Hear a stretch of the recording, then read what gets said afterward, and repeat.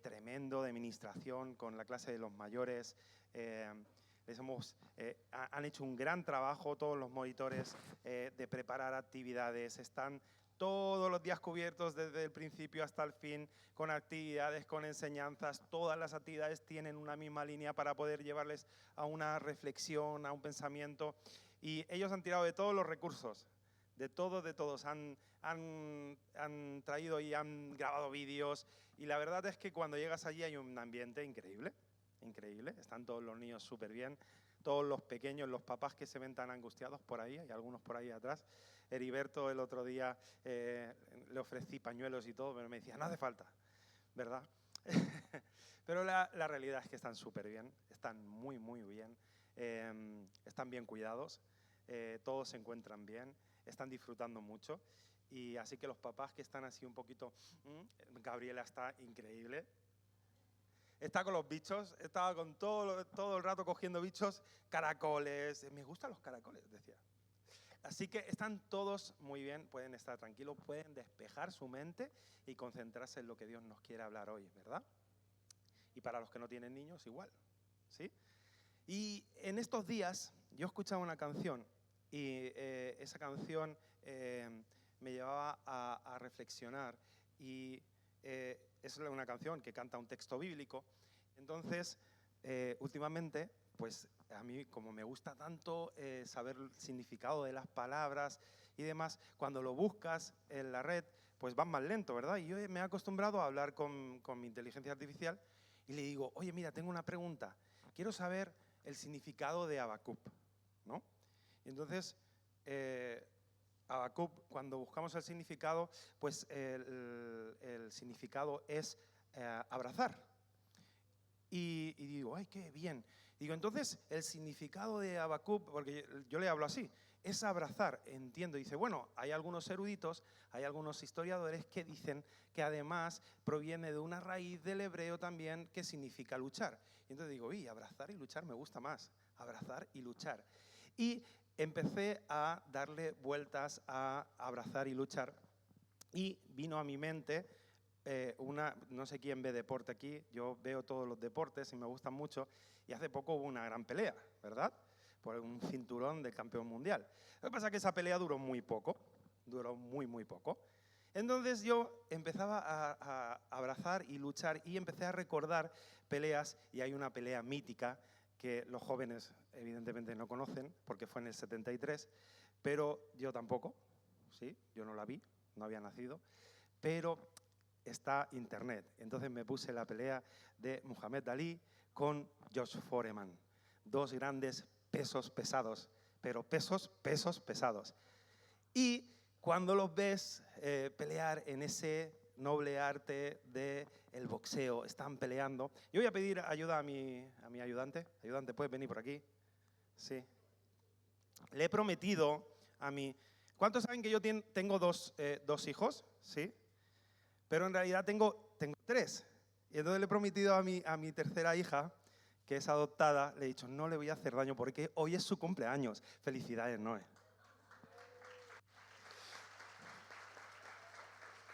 Y yo le he prometido, le he dicho, no voy a hacer nada con Luis, no te preocupes, no le voy a hacer daño, nos vamos a portar bien. Pero como sé que a Luis le gustan mucho las películas y el otro día llevaba una camiseta de Rocky, digo, necesito que me ayudes a escenificar esto que mi mente veía cuando pensaba en luchar y abrazar, y veía la pelea de George Foreman con Muhammad Ali. Y Muhammad Ali, no sé si lo sabéis, estaba casi ya estaba retirado y él vuelve para poner las cosas en su sitio. Y las pone, vaya que sí las pone. Pero la pelea se desarrolla de una manera que tú ves a esos dos grandes colosos, porque son gigantes, y se están peleando, ¿verdad? Están peleando... perdonadme, los que habéis practicado deporte y boxeo, entender que somos un... ¿sí? Imaginaros la pelea, no miréis, ¿sí? Pero llega un momento en que, por la envergadura y por los golpes tan fuertes, lo retira hasta la esquina del cuadrilátero, y en ese momento ocurre algo, ¿sí? Ah, digo, él quiere pelear también. Entonces, el árbitro. Digo, tenemos hasta árbitro y todo, qué alegría. Sí. Bueno, pues estamos peleando aquí y llega un momento, ¿sí?, que se van tan acercados que lo coge, ¿sí?, y él intenta pegar, pero la única manera de retirarse, ¿sí?, es empujando. Y entonces yo pensaba, pelear, luchar, ¿sí?, abrazar, anda, es el significado de Habacuc, ¿verdad? El nombre de Habacuc. Pelear, lucha, abrazar. Y yo le decía, Señor, ¿y dónde está el impulso? En el empujón. En el empujón, el único impulso que podemos dar es cuando el boxeador empuja. Pero, ¿sabes? Eso tiene un significado más profundo. Yo no sé, pero los que han boxeado están seguros, tiene un nombre que se llama clinch, ¿verdad? Si no me corrigen, eso se llama clinch y te sirve para muchas cosas. Primero, para salirte contra las cuerdas, él tenía que haber salido un poco, ¿sí?, para tomar un poco de aire, para respirar, para parar un poco la pelea de la paliza que te están dando, en alguno de los casos, para respirar. Gracias, Luis, no te voy a pegar más, lo prometo.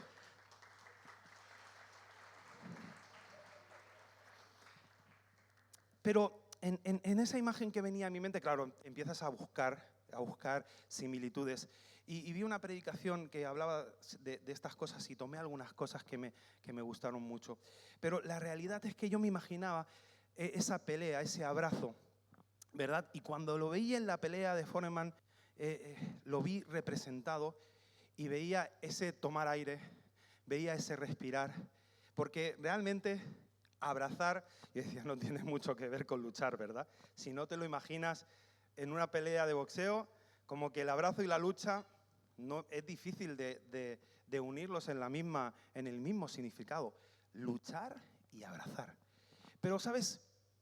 Yo a este mensaje le he llamado luchar, abrazar e impulsarnos, ¿sí? Para tomar aire, para impulsarnos, para salir adelante. Y la realidad es que en ese momento de lucha y en ese momento de abrazo, el abrazo viene porque vienen las complicaciones, ¿verdad?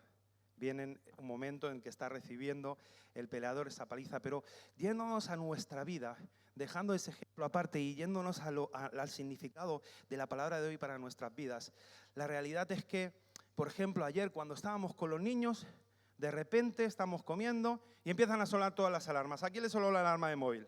¿Sí? Yo lo tengo siempre en silencio. El móvil lo tengo siempre en silencio, pero de repente empieza a sonar. Digo, madre mía, y los niños me preguntan, ¿qué es eso? Y digo, no sé, es algo, no te preocupes. Pero ¿eso es algo peligroso? No, no es algo peligroso. Y salía en amarillo.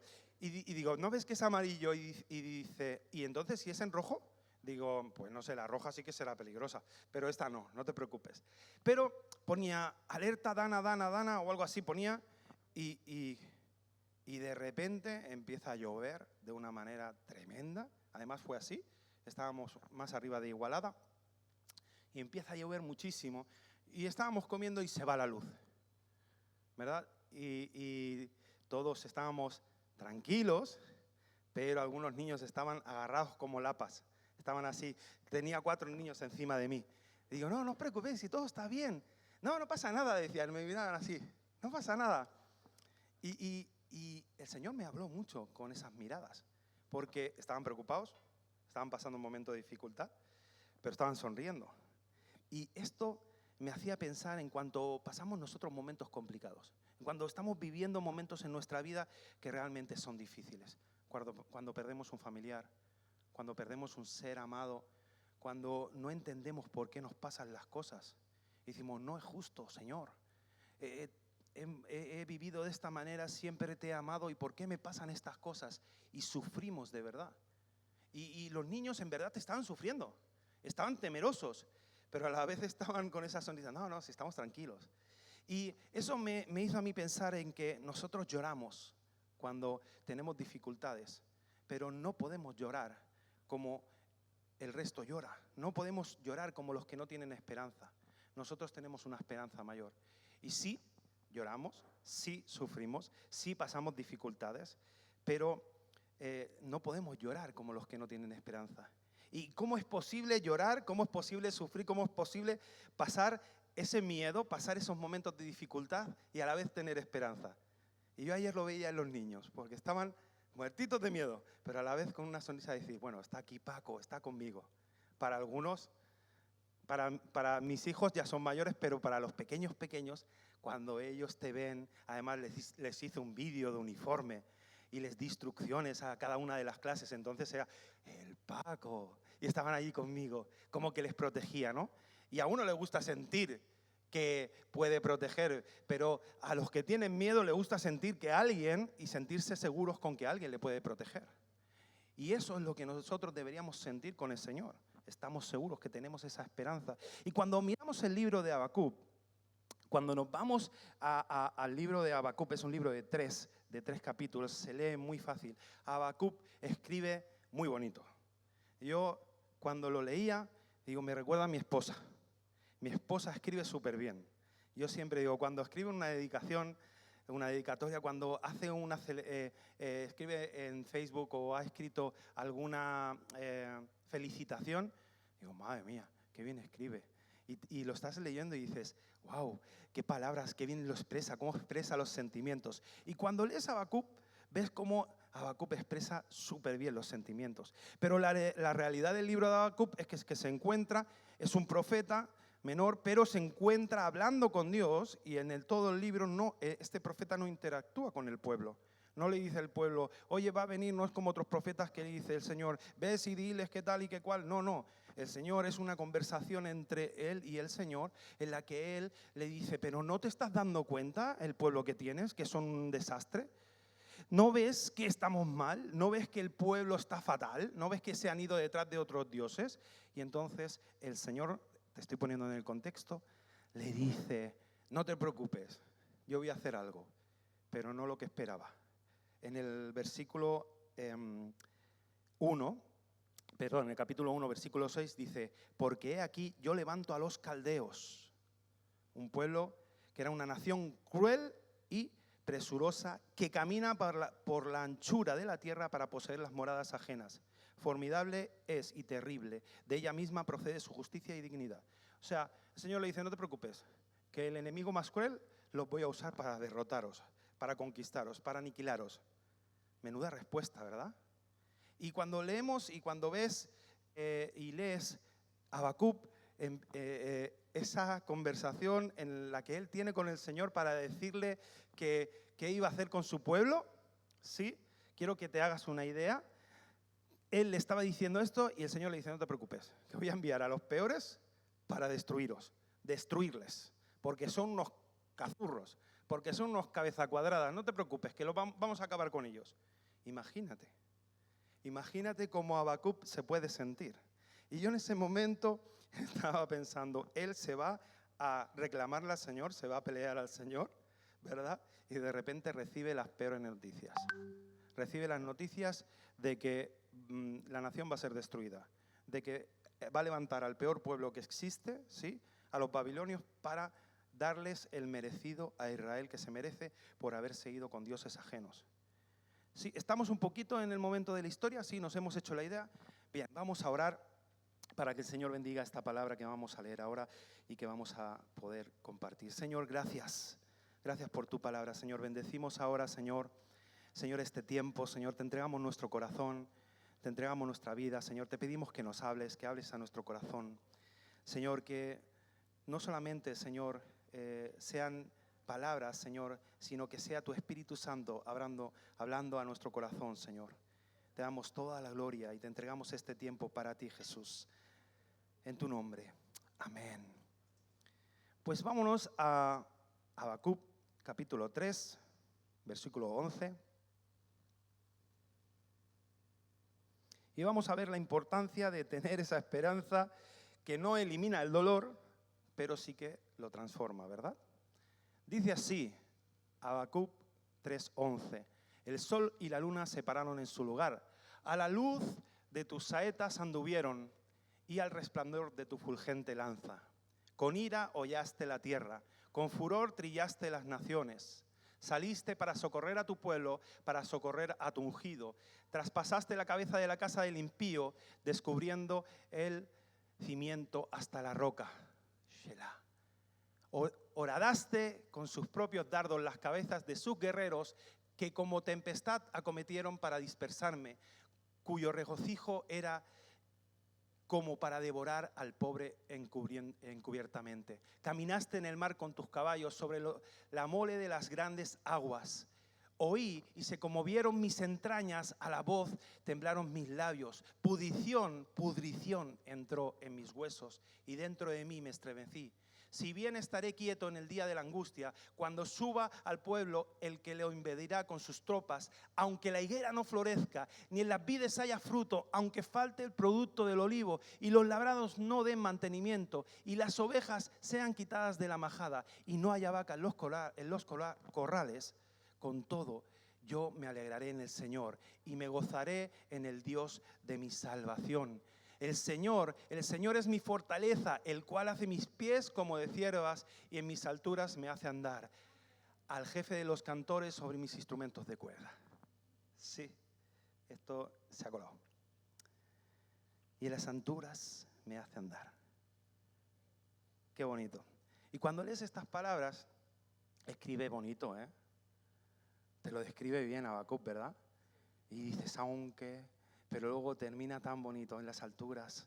Y tú dices, Señor, yo le decía, Señor, si el significado de Habacuc es este, algo nos quieres hablar. Tú nos quieres decir algo. Y en este tiempo en el que pasamos tantas dificultades, en este tiempo en el que no hace tanto, no hace ni siquiera un año, tuvimos una dana fuerte que se llevó vidas, que mató a personas, que algunos pudieron estar allí ayudando, que algunos fueron. Y cuando llegas al lugar y ves tanta destrucción, no te imaginas. No puedes llegar a imaginar toda la destrucción que en ese lugar había. Y te imaginas todo eso. Y yo estaba leyendo estas líneas y yo decía, Señor, no hace tanto tuvimos una pandemia. Y gente moría y no podíamos salir. Y entraban las ambulancias y salían las camillas con cadáveres, con bolsas cerradas de plástico para que de ahí no saliera nada, ni una gota de aire. Y todo lo que hemos vivido y todas esas dificultades que son catástrofes naturales a nivel general, pero también pensaba en aquellos momentos en nuestra vida en los que escasea el aceite, en los que la economía no va bien, en los momentos complicados que a lo mejor no te encuentras bien o que tienes enfermedad, o que realmente estás pasando un momento fatídico en tu familia por problemas que llegan a tu vida, o pérdidas, como decía antes, cuando pierdes a un familiar querido, cuando amas a una persona y ya no la vas a volver a ver, ¿verdad? Y yo decía, Señor, ¿qué nos quieres hablar? ¿Qué nos quieres decir? Y cuando lees el texto de Habacuc, lo primero que él hace con el Señor es decirle, bueno, lo escucha la conversación. Si lees todos los 3 capítulos, ves que él habla con el Señor, pero lo que hace, y esto me recordaba a mi hijo con mi mujer, cuando mi mujer le dice, espérate, y de repente mi hijo le dice, qué buena eres. Yo sé que mamá lo haces para mí, por mi bien. Y Habacuc le está diciendo esto al Señor. Y de repente vamos a ver 4 principios espirituales que Habacuc nos enseña en este texto y para poder atravesar estos momentos de sufrimiento, para poder aguantar en el ring, para poder llevar esos momentos arriba en el ring mientras estamos luchando. Y lo primero que hace, el primer principio, es recordar lo que es Dios, lo que ha hecho Dios. Y ves cómo Habacuc le dice, Señor, tú eres bueno, Señor, tú eres el Dios de los ejércitos, Señor, tú hiciste, Señor, tú liberaste, Señor, tú hiciste, eres tan bueno conmigo, papá, te amo. Lo estoy parafraseando, no busquen estas palabras. Pero le está diciendo a Habacuc, el Señor es bueno y lo hiciste. Y el Señor te dice, ven, viene destrucción sobre vosotros. Señor, pero nos liberaste, nos sacaste de Egipto. Gracias. Sí, pero te voy a matar. Voy a levantar la peor tribu que hay alrededor y os voy a destruir porque sois cabezones. Señor, pero lo harás otra vez. Señor, gracias nos levantarás porque nos libraste de toda mano. Tiraste las murallas de Jericó. Sí, pero voy a destruir. ¿Sí? Esta es la conversación. La conversación que están teniendo. Pero esto nos recuerda que cuando estamos pasando momentos delicados, quizás es el momento que recuerdes lo que Dios ha hecho en tu vida. Es un buen punto de partida decirle al Señor gracias, porque me has librado de tanto, o solo me ha librado a mí. ¿Sabes? Tenemos varios tipos de memoria. La memoria funciona de una manera muy rara, ¿sí? Somos capaces de recordar cosas muy del pasado y quizá no recuerdas el color de la ropa interior que te pusiste hoy. Y alguno está pensando, ¿me la miro? No hace falta que lo digas, no hace falta que la mires. Pero la realidad es que somos capaces de acordarnos el día que acabamos el instituto, porque fue un día especial, hace 20 y tantos años, ¿verdad? Podemos acordarnos del día de nuestra boda, de cómo iba vestida la persona que amamos. Podemos acordarnos de esos momentos en el que nos entregaron las llaves de nuestro primer domicilio. O podemos acordarnos de cosas muy antiguas, incluso de momentos que vivimos en la infancia. Nuestro primer libro o el libro que te marcó. Y dijiste, este es el primer libro que me leí. Hace 30 y no sé cuántos años, hace 40 años. Este fue el primer momento que tuve. Esto fue la primera vez. Y nos acordamos de esas cosas y quizás no somos capaces de recordarnos qué comimos ayer. Y la memoria funciona así. Y es por eso que en este momento nosotros tenemos que hacer uso de nuestra memoria a largo plazo y acordarnos de todas aquellas veces que el Señor nos ha librado una y otra vez, que nos ha sacado una y otra vez de la prueba, porque lo ha hecho, Él lo ha hecho contigo, o solo lo ha hecho conmigo. Porque es fácil en el momento pedir oración. Es fácil en el momento de la dificultad decir, ¡ay, no puedo más! Y cuando el Señor te libra, es fácil levantar la mano y decir, gracias, Señor. Vemos un milagro real muchas veces en todas las cosas que pasan, lo vemos, pero al tiempo se nos olvida. Al tiempo ya pasa como algo natural. Y hacemos las cosas grandes de Dios, los pequeños detalles que son impresionantes, que solamente los puede obrar Él, los hacemos comunes en nuestra vida y nos olvidamos. Y quizá es tiempo de traer esos milagros al presente, porque eso nos fortalece para los momentos que tenemos que pasar. No es porque, no, es que vivimos en el pasado. No es porque, es que yo quiero recordar, sino porque Habacuc se lo está haciendo a sí mismo, se está hablando a sí mismo porque necesita prepararse para lo que le va a venir. Y sabe que lo que le va a venir es fuerte porque es una nación que vienen contra ellos, que les vienen que va a venir a devorar, que es una nación que saben que vienen a aniquilar. Y él dice, ¿sabes qué? Yo tengo un Dios poderoso, lo hizo una y otra vez en la historia de mi pueblo y lo volverá a hacer en mi casa, en mi vida, lo va a volver a hacer. Y necesitamos recordar lo que Dios ha hecho en nuestra vida. Y lo segundo que vemos es aceptar que Dios lo permite, que Dios permite que pasen ciertas cosas. De repente estás luchando contra alguien grande, de repente tienes un problema grande en tu vida, de repente tienes una enfermedad, de repente tienes una situación que es difícil. Y muchas veces lo que hacemos nosotros como cristianos, no digo todos, pero algunos, negamos la realidad, ¿sí? Vas al médico y te dicen, mira, vas muy mal. Si sigues así, te va a dar algo, te va a dar un chungo. Sí, porque los médicos de ahora son más modernos y te dicen así. Antes te decían, mira, usted va a tener una obstrucción en las arterias. No, ahora te dicen, te va a dar un chungo, te va a quedar ahí. ¿Tienes familia? Pues como no te cuides, vas listo. Vas listo. ¿Sabes? Y salimos de la consulta. Esto me pasó a mí el lunes pasado, ¿eh? Es real, 100%. Y me lo dijo así además. Entonces salgo de la consulta y ¿yo qué hice? Le dije, ay Señor, este médico no tiene ni idea, Padre. Yo declaro que estoy sano. Declaro que no estoy gordo. Declaro que mis arterias están bien. Y que este tipo no tiene ni idea. En el nombre de Jesús. Cuidado porque hace unas semanas os hablábamos de orar en el nombre de Jesús. Y cuando oras en el nombre de Jesús, estás representando y estás sabiendo y dices en el nombre de Jesús porque sabes lo que Jesús diría, lo que Jesús haría y estás hablando en su nombre. Pero salimos y decimos eso. No tiene ni idea, Señor. Yo estoy bien, y nos negamos. Y somos como esos niños que se esconden detrás de la mano y dicen, si yo no veo, a mí no me ven. ¿Sí? O como la avestruz que mete la cabeza debajo de tierra. Tiene todo el cuerpo fuera y cree que está a salvo. Pues te van a comer igual.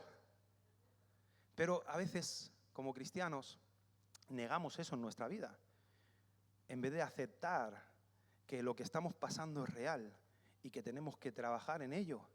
La diferencia entre aceptar y dejarse morir y no rendirse, la diferencia está en confiar en Dios. La diferencia es ponerse en manos de Dios y ponerse a caminar.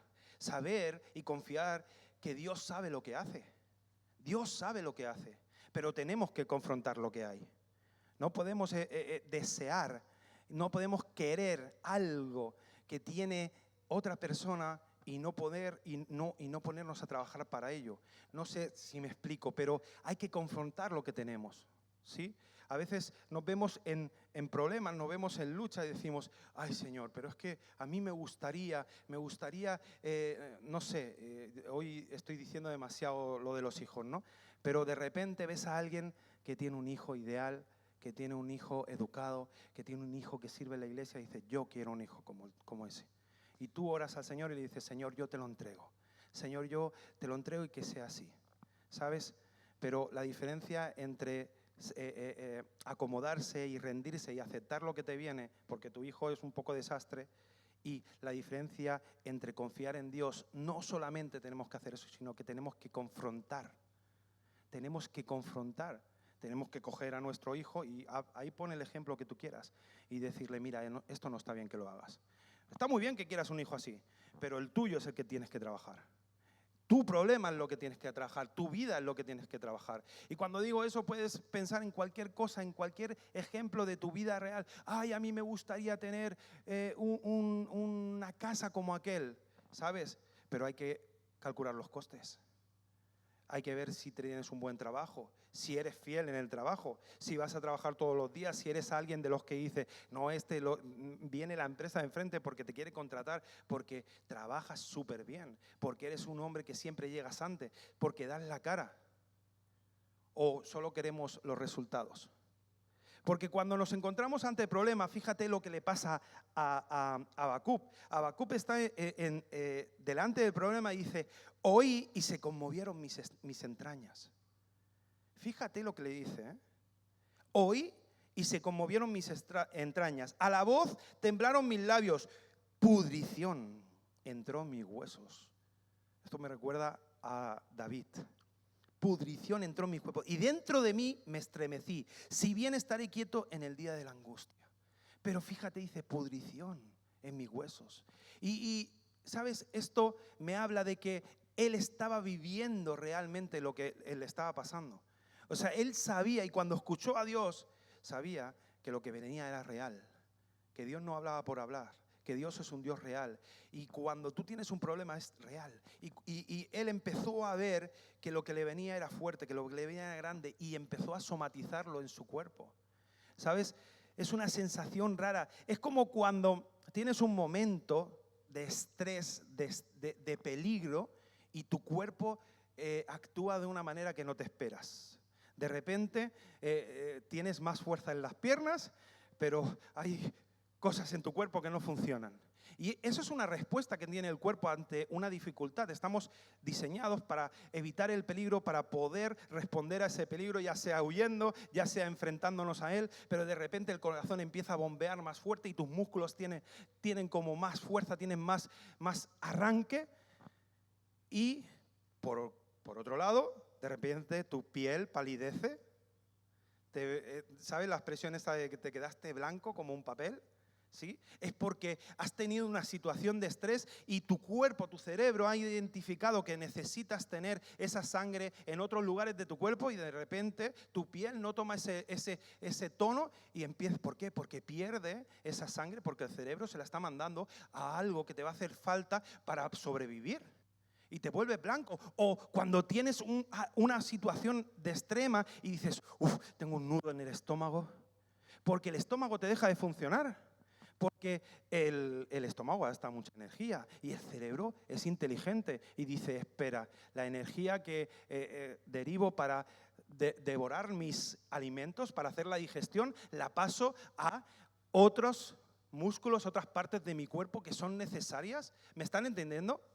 Y de repente sientes estas sensaciones porque tomamos la realidad, nuestra mente toma la realidad y la adecua a nuestro cuerpo. Y el profeta está viendo que es real y dice, es que pudrición entró en mis huesos. A la voz temblaron mis labios y se conmovieron mis entrañas. Cuando él escucha a Dios y cuando escucha lo que Dios va a hacer, él se pone malísimo y dice, lo que viene. Y empieza a temblar. Y empieza a sentirse mal. Y empieza a ver que necesita algo más. Y no niega las circunstancias, las acepta. Acepta lo que Dios permite, pero lo acepta sabiendo que Dios tiene el control. Y realmente cuando vemos, literalmente Él somatizó. Él lo hizo, pero nada de esto, nada de lo que nos viene en contra, nada de las pruebas que tenemos, nada de la enfermedad nos gusta. Y encima no lo tenemos en control. Para nosotros es complicado. Pero lo que hace Habacuc no es negarlo, sino es fe, es una verdadera fe. Él cree en Dios y hace que no es cuando lo leemos, no podemos ver que no es Señor, haz tu voluntad, que es lo que yo quiero, sino Señor, haz lo que tú quieres, pero aún así, Señor, yo confío en ti, porque sé que tienes un propósito. Porque sé que tienes un propósito. Y esto nos pasa mucho. Hace unas semanas también hablábamos de las respuestas de Dios, ¿verdad? El sí, uy, qué bien, gloria a Dios, qué bonito. Ay, el Señor me ha respondido. Pero cuando el Señor nos da un no, es porque no nos va a ir bien. Y ese no normalmente lo solemos agradecer cuando pasa un tiempo, cuando nos damos cuenta que Él ha hecho lo mejor. Y aquí Habacuc está poniendo en práctica esto. Está diciéndole, Señor, tú vienes con todo esto. Pero aún así yo creo, porque sé que tú quieres lo mejor para mí, porque tú tienes en control. Y pone en práctica esa fe que no es, Señor, haz lo que yo quiero, sino, Señor, haz lo que tú quieres, porque aunque no sea bueno, sé que tienes preparado algo para mí. Sé que tu voluntad es buena para mí. Y así que no solamente tenemos que aceptar, sino que tenemos que poner en práctica esa fe y ponernos en práctica, en marcha nosotros para actuar con fe ante esa palabra. Cuando estamos en un ring, cuando estamos peleando, cuando estamos en esa situación, si pusiéramos el ejemplo, si nos están viniendo los golpes, pues tenemos que abrazarnos con fuerza, tomar aire y decirle, Señor, no sé cómo me vas a sacar de aquí. Dame fuerzas, dame un impulso para seguir peleando, para seguir de pie, porque sé que si sigo de pie, tú vas a tener la victoria. Confiar en Dios. La tercera cosa es confiar en Dios. La decisión consciente de creer en la fidelidad de Dios. Saber que estás en un mal momento, pero reconocer en tu vida que aunque estás en un mal momento, aunque estás enfermo, decirle, Señor, no sé si me vas a sanar de este cáncer. Señor, no sé si todo va a acabar aquí. Pero si es tu voluntad que sea así, Señor. Confiar en Dios. Confiar en Dios. Y si aún me tengo que ir, yo sé que tú me vas a usar para bendecir a otros, para darles a otros algo que necesitan, Señor, en este tiempo. Confianza en ti, Señor. Fe en la soberanía y en la sabiduría de Dios, incluso cuando no lo entendemos. Y Habacuc le dice, aunque la higuera no florezca, ni en las vides haya fruto, aunque falte el producto del olivo y los labrados no den mantenimiento y las ovejas sean quitadas de la majada y no haya vacas en los corrales, no hay nada. Y más en ese tiempo, con todo yo me alegraré en el Señor y me gozaré en Dios. Fíjate, si lo trasladáramos a la traducción al lenguaje actual, esta mañana hablaba con mi esposa y me ha enviado una versión diferente. ¿Dónde lo tengo? Aquí. de este texto. Y quiero que lo escuches atentamente. No lo vas a encontrar en la Biblia ni en ninguna versión, pero quiero que lo escuches. Dice, aunque el sueldo no me alcance y la cuenta del banco esté vacía. ¡Ay, la Vero! ¿Qué lo que es? Aunque el diagnóstico no sea bueno y el trabajo lo haya perdido, aunque los planes no salgan y las noticias se vean desalentadoras, aunque la casa esté en silencio y mis oraciones, aunque no tengan respuesta, con todo me alegraré en el Señor y me gozaré en el Dios que salva.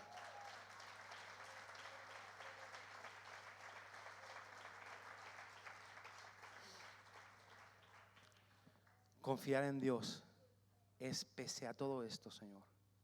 Y lo tenía, ¿eh? Y sabía que no iba a haber nada. Pero pese a todo esto, mi cuenta está vacía, Señor. Me han echado del trabajo, Señor.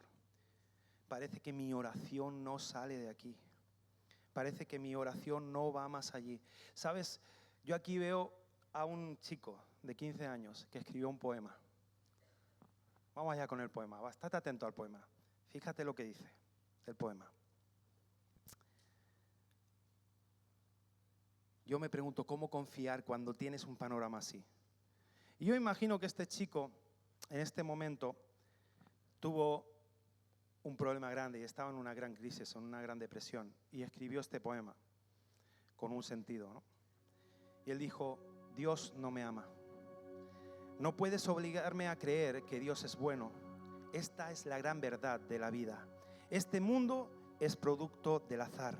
¿Cómo puedo yo creer que Dios va a usar mi vida? Estoy totalmente seguro de que Dios me ha abandonado. Nunca más diré, Cristo resucitó de los muertos. Nunca, más que nunca en mi vida, ahora sé que el hombre se puede salvar a sí mismo. Debemos darnos cuenta de que es ignorancia pensar que Dios responde las oraciones. Los cristianos afirman que sin Dios este mundo caerá en las tinieblas. Este mundo puede satisfacer mis necesidades. Es mentira que yo diga que Dios siempre ha estado presente para ayudarme. Ahora me doy cuenta que haga lo que haga, lo cierto es que Él no me ama. ¿Cómo puedo suponer que Dios es bueno? ¿Sabes?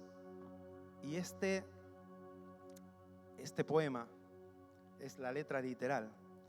Y yo me preguntaba, ¿cómo puedes confiar? Aunque no tengas sueldo, aunque tu cuenta esté vacía, aunque no haya nada, aunque te quedes sin ovejas en la majada, aunque no tengas nada de nada, que estés en el paro, no tienes nada, acabas de llegar y dices, ¿cómo puedo? Y este poema estuvo hecho para leerlo así, está escrito así, pero está para leerlo al revés. Y literalmente ahora vamos a ir para atrás. Y fíjate lo que dice. Es la única manera de confiar en Dios. Es la única manera de confiar. Porque confiar y tener fe, lo que hizo Habacuc, no es fácil. Porque si no lo haríamos todo súper bien. Porque tener fe implica creer en algo que no se ve. Implica en todo lo que vemos es hacerlo al revés. Creer que Dios tiene el poder para hacerlo. Y en Dios las cosas son al revés muchas veces. Y cuando leemos esto al revés, dice lo siguiente, Dios es bueno. ¿Cómo puedo suponer que Él no me ama? Lo cierto es que haga lo que haga, ahora me doy cuenta que Dios siempre ha estado presente para ayudarme. Es mentira que yo diga que este mundo puede satisfacer mis necesidades. Sin Dios este mundo caerá en tinieblas. Los cristianos afirman que Dios responde las oraciones. Es ignorancia pensar que debemos darnos cuenta de que el hombre se puede salvar a sí mismo. Más que nunca en mi vida, ahora sé que Cristo resucitó de los muertos. Nunca más diré, Dios me ha abandonado. Estoy totalmente seguro de que Dios va a usar mi vida. ¿Cómo puedo yo creer que este mundo es producto del azar? Esta es la gran verdad de la vida. Dios es bueno. No me puedes obligar a creer que Dios no me ama. Yo lo tuve que leer como 15 veces para adelante, 15 veces para atrás, porque digo, no puede ser verdad. Verdad. Cambia todo el significado. Y yo lo leía una y otra vez y decía, Señor, tú me amas. No me lo puedo creer. No me puedo creer que me ames así, Señor. Y el cuarto es tener esperanza de caminar por encima de las circunstancias. Él sabía que él venía algo encima, que sobrepasaba todas sus fuerzas. Pero en el versículo 19 dice, el Señor es mi fortaleza, el cual hace mis pies como de ciervas y en mis alturas me hace andar. La esperanza que nos hace caminar en la fe como esa gacela sobre las alturas. Y la importancia no reside en una esperanza en decir, ay, qué bonito por palabras, sino reside en una esperanza activa, de seguir creyendo, de adorarle al Señor, de decirle, Señor, tú eres bueno. Como Habacuc le decía, Señor, tú lo has hecho una y otra vez, recordando, confiando. La esperanza es ese empujón que nos impulsa a seguir adelante, que nos hace seguir caminando. Ese abrazo, como hablábamos, ese pelear en los momentos complicados de la vida, en esas noticias, aferrarse, confiar, abrazar a Dios y decirle, Señor, sí, pero tú eres bueno. Abrazarlo con todas nuestras fuerzas y decirle, Señor, no me voy a soltar de ti porque tú eres bueno. Tú lo hiciste una y otra vez en mi vida, me salvaste, sanaste y me escuchas. Mis oraciones sí llegan a ti. Y tomar esa esperanza como ese empujón que nos hace seguir caminando, que nos hace levantarnos y tomar decisiones que cambian las vidas. Y a veces son decisiones sencillas, decisiones como salir a empezar a caminar, empezar a hacer deporte para que tus arterias no se obstruyan. Empezar a redactar un nuevo currículum y salir cada día, orar al Señor y decirle, Señor, este currículum no es algo simple, Señor, esto lo entrego para que tú me des un trabajo digno, para, Señor, sustentar a mi familia y poder servirte a ti en todo. Quiero servirte a ti con todo, con mi vida, con mis bienes, con mi corazón, con mi mente, con todo. Es tomar esa situación complicada de frente y decir, esto no está bien, tienen que haber cambios en mi vida, estas actitudes no se pueden seguir dando. Esa esperanza, que fue la misma esperanza que tuvo Jesús, ¿sabes? Jesús fue apaleado, fue azotado, le pusieron una corona de espinas, ensangrentado, sufriendo con dolor. Y leemos en Hebreos 12, puestos los ojos en Jesús, el autor y consumador de la fe. Esa fe que nos hace creer, esa fe puesta en práctica. Y fíjate lo que dice, el cual por el gozo puesto delante de él subió a la cruz. O sea, por el gozo, el cual por el gozo puesto delante de él. Él sabía que había algo mucho mayor. Él sabía que con ese acto que lo hacía por ti y por mí, ibas a poder salvar a la humanidad. Él sabía que él podía traer personas a volver a reconciliarse con su Padre. Y ese gozo era mayor del sufrimiento que él estaba pasando.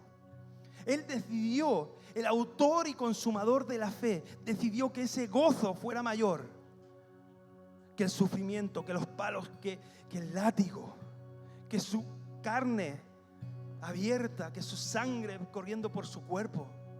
Él decidió que ese gozo fuera mayor, menospreciando lo propio, para después sentarse a la diestra y ver cómo tú y yo nos podemos acercar al Padre de nuevo.